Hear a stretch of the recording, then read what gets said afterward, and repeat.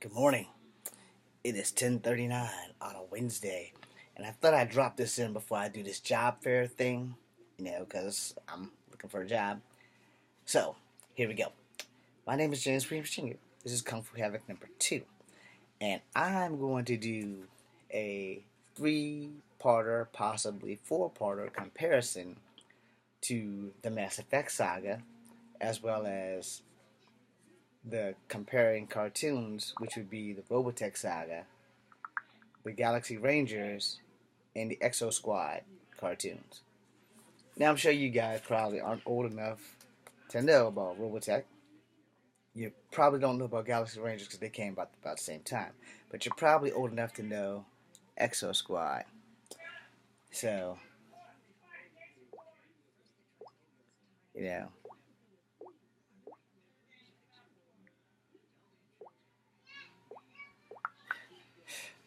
I'm going to need it. I mean, damn. I'm sorry.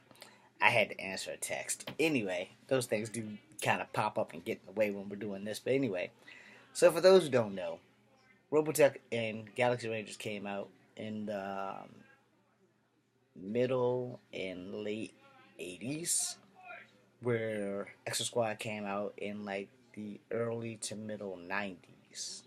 You could probably Google all three of those cartoons. So let's start off with Mass Effect 1, 2, and 3 in comparison to Robotech, because Robotech had four seasons. Only three aired on American TV in my state, which was the original Robotech, and then the second part, and then the final chapter, which was the next generation. I have all of them on DVDs now.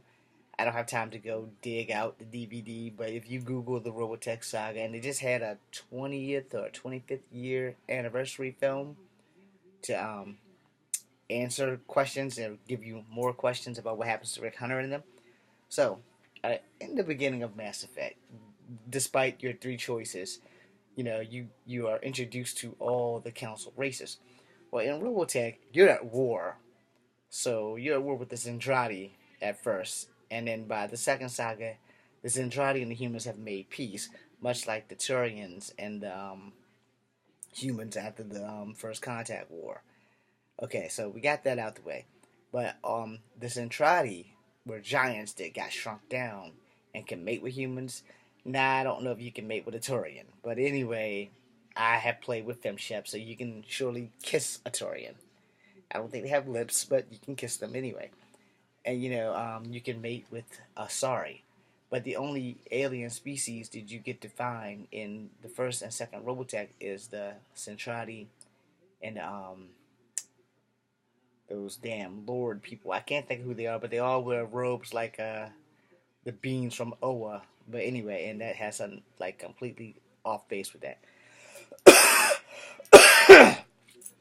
But the second saga has these badass tanks, where in the first game you drive the Mako, and in the first Robotech movie or TV series you fly the Veritex, and the Veritex are ships that transform into robots, which are pretty fucking cool. And so you're still fighting giant enemies and all that, and then you fight the Robotech Masters. That's what they're called. And you fight the Robotech Masters on the second side. Now, the best you can compare Mass Effect to enemies wise is the Invid. The Invid are just like the Reapers. They're these giant mechanized robot type creatures that resemble cockroaches and crabs, which basically is what the Reapers resemble, cockroaches and crabs. So you can compare them and you can Google them and you will see that if you follow in with that, if you look at the Mass Effect, if you look at it from the beginning to the end, the first Reaper you see is Sovereign. But if you look at the Robotech stuff, if you get to the last generation of the new generation with Scott Bernard, when you see the first Invid, the first thing you'll think about is Mass Effect. And just like Mass Effect, the Invid come to Earth and they come with a fucking purpose and a vengeance. They're trying to find protoculture. But basically, it all started when the people of Earth found the damn it, I can't think of the name of the damn ship. But when they found that ship and they boarded the ship and they activated the teleporter. It took the whole Macross Island with it. That's the name of the ship, Macross.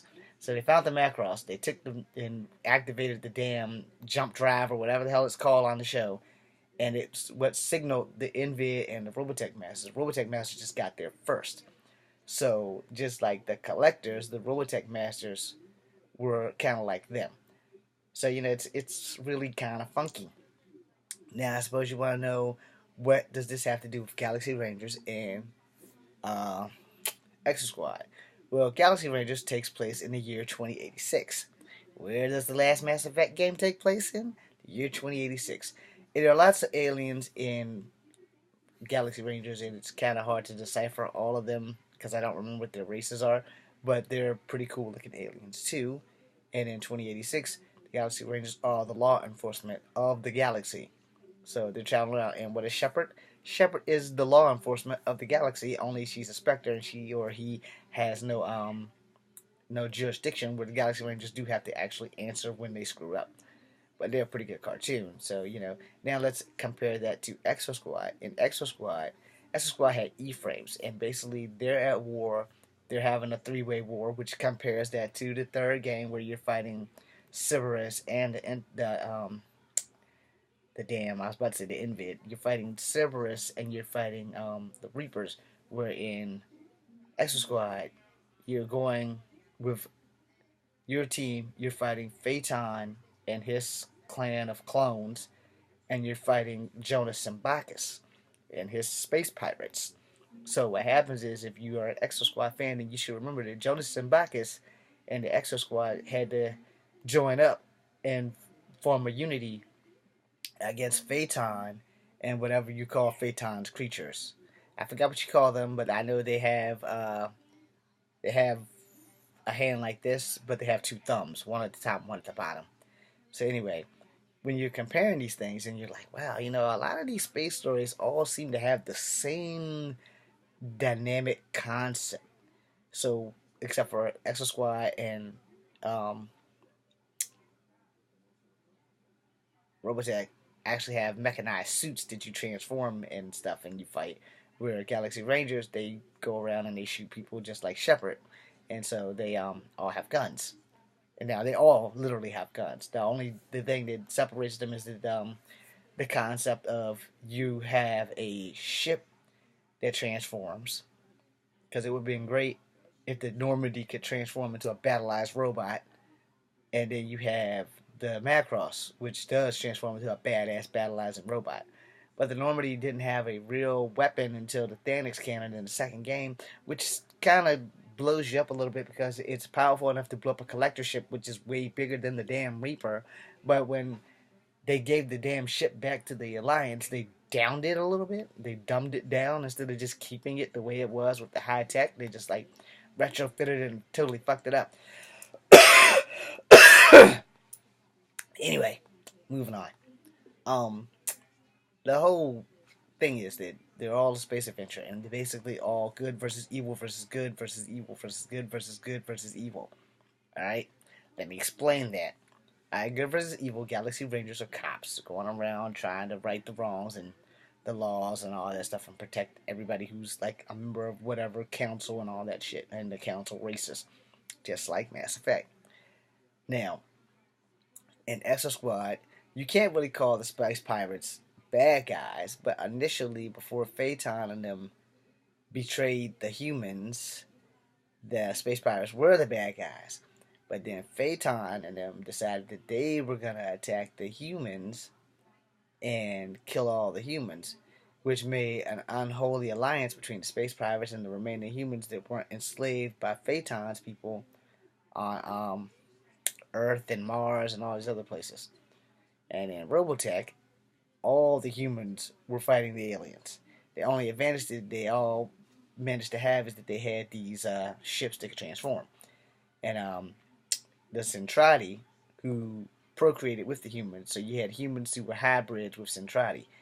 So it was kind of crazy. You have to check these cartoons out. And this is the first report, and I'm gonna close out so I can be a little bit more prepared. Yeah.